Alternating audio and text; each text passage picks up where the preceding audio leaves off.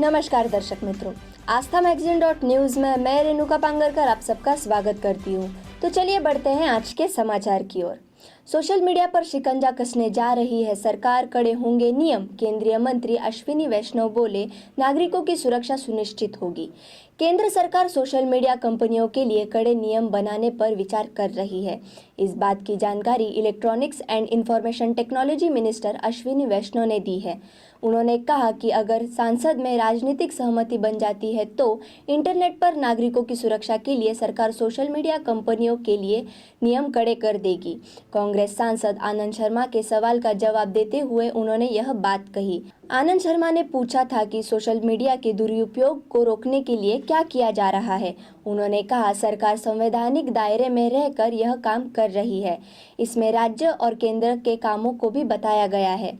Reports के आधार पर law enforcement एजेंसियां अपना काम करती है। इसके अलावा सेंट्रल पोर्टल भी है जहां पर शिकायत दर्ज करवाई जा सकती है।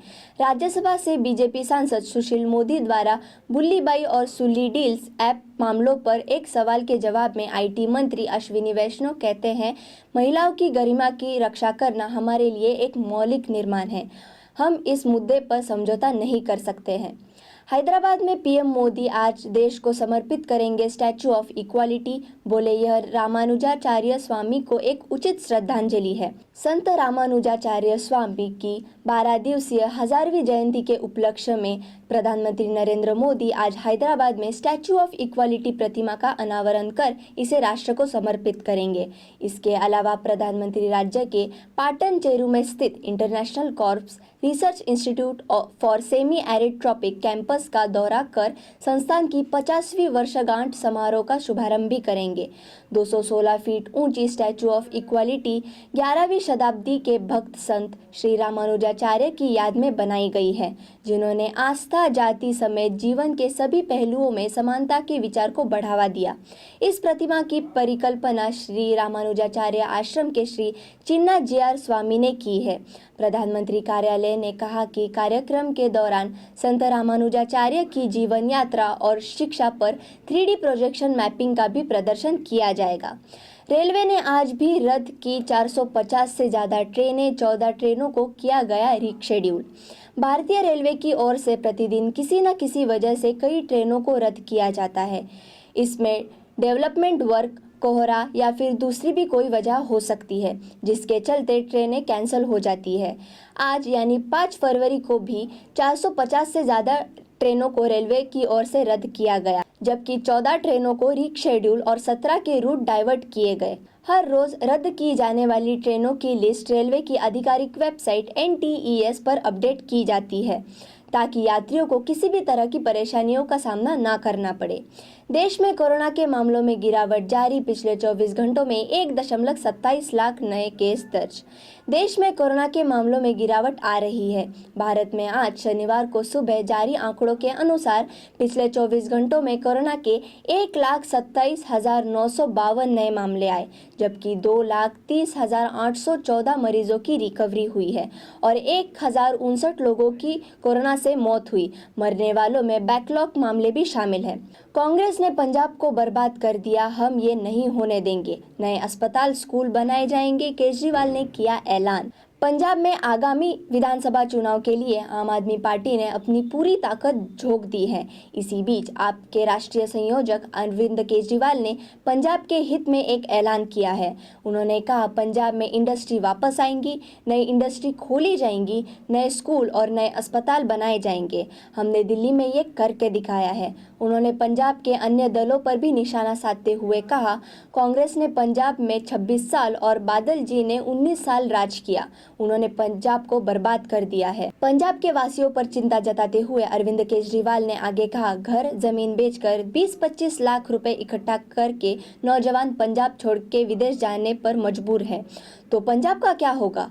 हम ये नहीं होने देंगे। आपकी सरकार बनेगी तो सरकारी नौकरियों में भ्रष्टाचार खत्म करेंगी। जम्मू कश्मीर, नोएडा समेत देश के कई हिस्सों में भूकंप के झटके, जान माल का कोई नुकसान नहीं। भारत में आज कई जगहों पर भूकंप के झटके महसूस किए गए हैं। जानकारी के मुताबिक कश्मीर, नोएडा सहित कई इलाकों में आज भूकंप आया। भूकंप के झटकों से लोगों में दहशत जरूर फैल गई है, लेकिन अभी तक जान माल के नुकसान की कोई खबर नहीं है। भारत के जिन अन्य जगहों पर भूकंप आया है, उनमें पंजाब और चंडीगढ़ का भी नाम शामिल है। मीडिया रिपोर्ट्स के मुताबिक पंजाब में 9:49 पर कुछ हिस्सों में भूकंप के झटके लोगों ने महसूस किए। इस दौरान चंडीगढ़ में भी करीब 2 सेकंड के लिए भूकंप का झटका महसूस किया गया। जानकारी के मुताबिक जम्मू कश्मीर सहित घाटी के कई इलाकों में रेक्टर पैमाने पर 5.9 की तीव्रता का भूकंप आया, जिसका केंद्र हिंदू खुश रीजन अफगानिस्तान में बताया जा रहा है।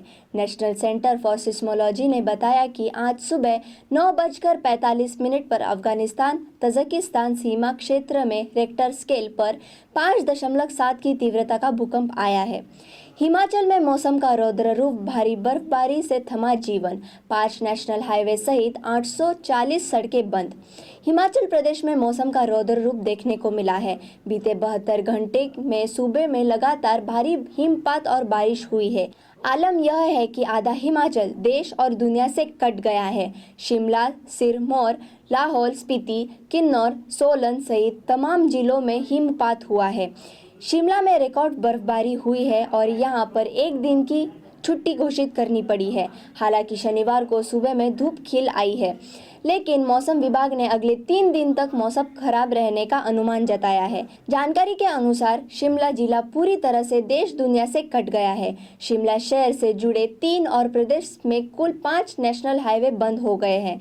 इनमें शिमला नारकंडा, शिमला रोहडू, लेह मनाली, मनाली काजा और लहरू रामपुर हाईवे बंद है। प्रदेश में 840 सड़कें और 2840 ट्रांसफार्मर बंद हो गए हैं। 184 पेयजल योजनाएं भी ठप है। निजी और सरकारी 550 से ज़्यादा बस रूट ठप है। आपके पास भी होगा चिप वाला पासपोर्ट। चिप वाले ई पासपोर्ट को लेकर बड़ी खबर ये है कि अगले 6 महीनों के भीतर लोगों को ई पासपोर्ट मिलने की प्रक्रिया शुरू की जाएगी।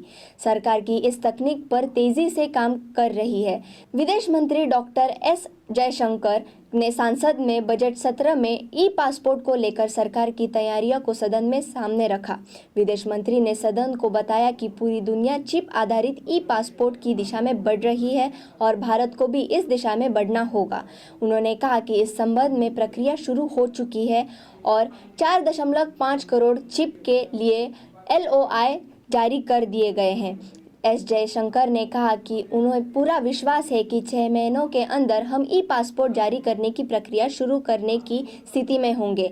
उन्होंने चिप आधारित दस्तावेज जारी होने के बाद पासपोर्ट दिए जाने की प्रक्रिया तेज होने की संभावना के सवाल पर कहा कि प्रक्रिया नियमित होने के बाद स्वाभाविक रूप से तेज हो जाएगी।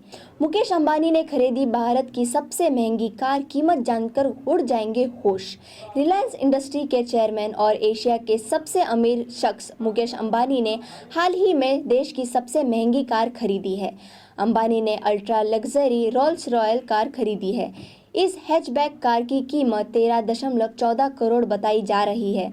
RTO ऑफिस की माने तो यह भारत की सबसे महंगी कार खरीदी में से एक हो सकती है। सूत्रों से मिली जानकारी के मुताबिक इस कार को दक्षिण मुंबई के तारदेव क्षेत्रीय परिवहन कार्यालय में कंपनी की तरफ से रजिस्टर कराया गया है। RTO अधिकारियों की माने तो रोल्स रॉयस की कालिनन मॉडल वाली यह पेट्रोल कार देश में अब तक खरीदी गई सबसे महंगी गाड़ियों में से एक है। अंबानी के इस्तेमाल के लिए खरीदी गई इस कार का VIP नंबर भी लिया जाएगा। ऐसे ही समाचार और देश विदेश की खबरों को सुनने के लिए हमारे आस्था मैगजीन .न्यूज़ को लाइक करें, शेयर करें और सब्सक्राइब करें। धन्यवाद।